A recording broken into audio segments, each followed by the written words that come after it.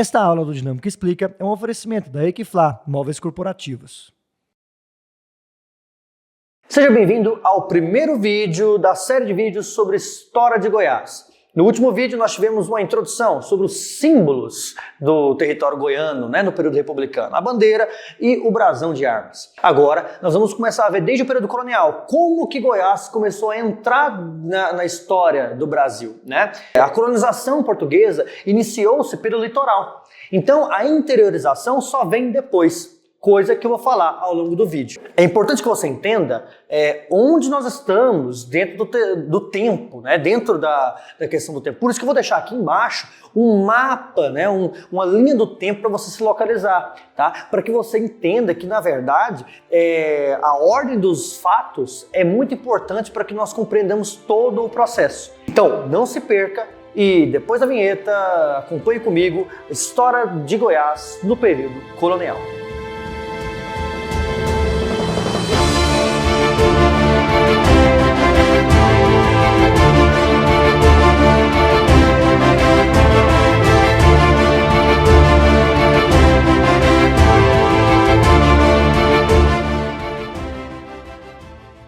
Quando olhamos para a história do território goiano, é fundamental começar por reconhecer que, muito antes da chegada dos colonizadores, europeus e portugueses, chama como quiser, essa terra já era habitada por uma rica diversidade de povos indígenas, como acroás, caiapós, chavantes e goiáses. Esses povos pertenciam a diferentes troncos linguísticos, como por exemplo o tronco linguístico Macro-G e, em menor grau, também em alguns grupos tupi. Eles tinham formas complexas de organização social, sabiam manejar o cerrado com técnicas sofisticadas, dominavam práticas agrícolas e realizavam rituais cosmológicos.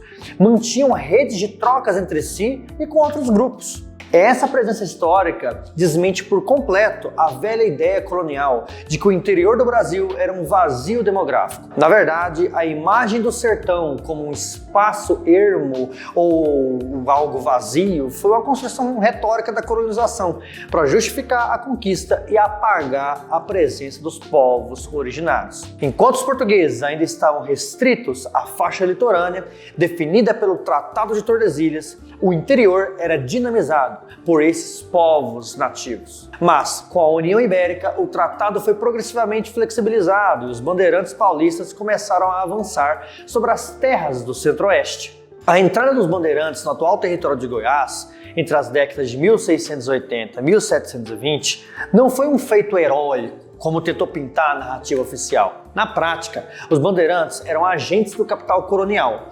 impulsionados por dois grandes interesses.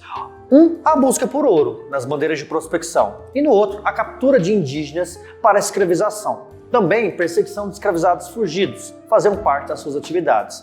Eles saíam de São Paulo e organizavam as suas expedições rumo a um interior profundo, buscando riquezas materiais, e longe de serem desbravadores, desinteressados, atuavam sob a lógica econômica violenta e extrativista, conectado diretamente aos interesses da metrópole portuguesa e da elite escravocrata paulista. A ocupação não ocorreu por acaso. Os cursos dos rios foram os verdadeiros caminhos do avanço colonial. As expedições bandeirantes seguiram principalmente os fluxos das bacias hidrográficas, como por exemplo do Paranaíba, localizado ao sul e sudeste de Goiás. O Rio das Almas, inclusive, tornou-se um eixo estratégico, conectando as bacias do Paranaíba e do Tocantins. Mais ao norte, os bandeirantes exploraram os cursos do Araguaia e seus afluentes, como o Rio Claro e o Rio Vermelho. Já na bacia do Tocantins, novas rotas foram abertas, favorecendo a comunicação com o Maranhão e com o Pará.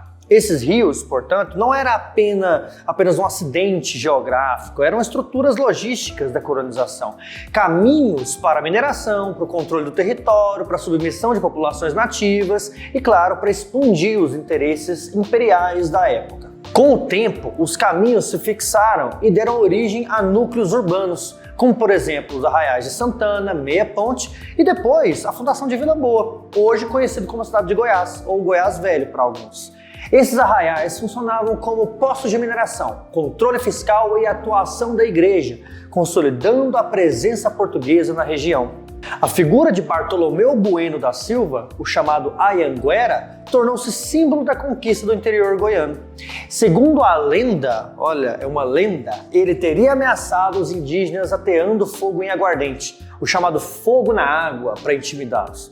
Essa história, que é repetida aí por décadas, foi usada para legitimar a violência da colonização.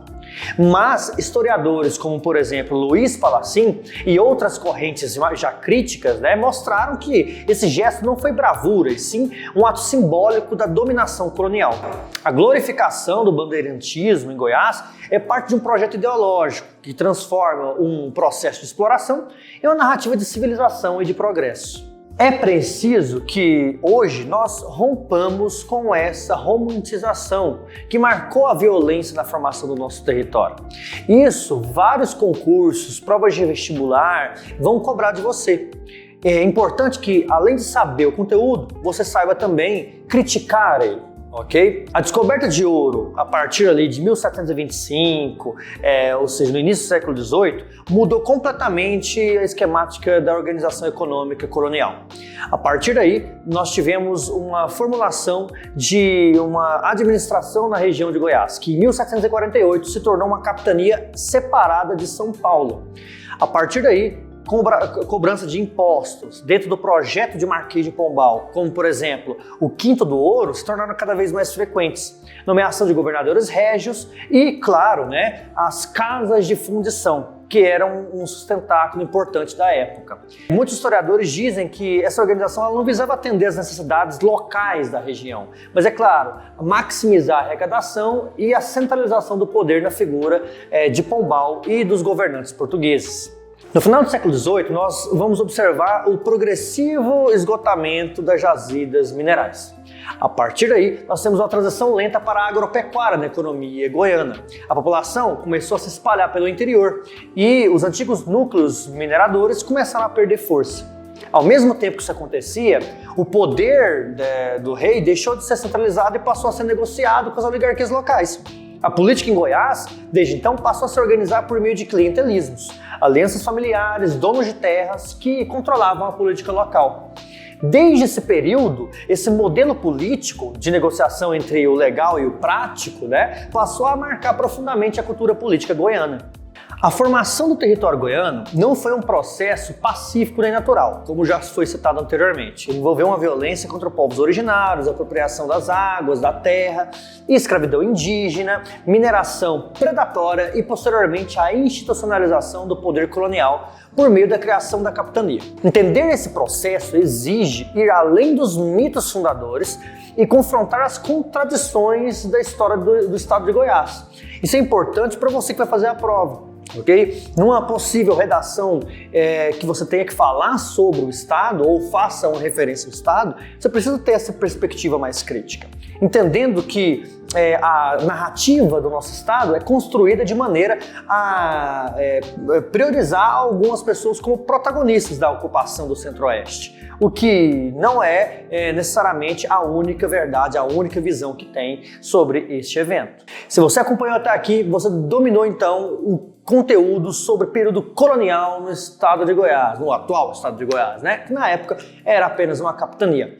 É interessante que você veja os próximos vídeos para não perder nada, e para isso você tem que ativar o sininho e, claro, dar o seu like, porque aí o algoritmo vai começar a te mostrar cada vez mais vídeos para enriquecer a sua mente com conhecimento. Compartilhe com seus amigos e venha ser dinâmico você também.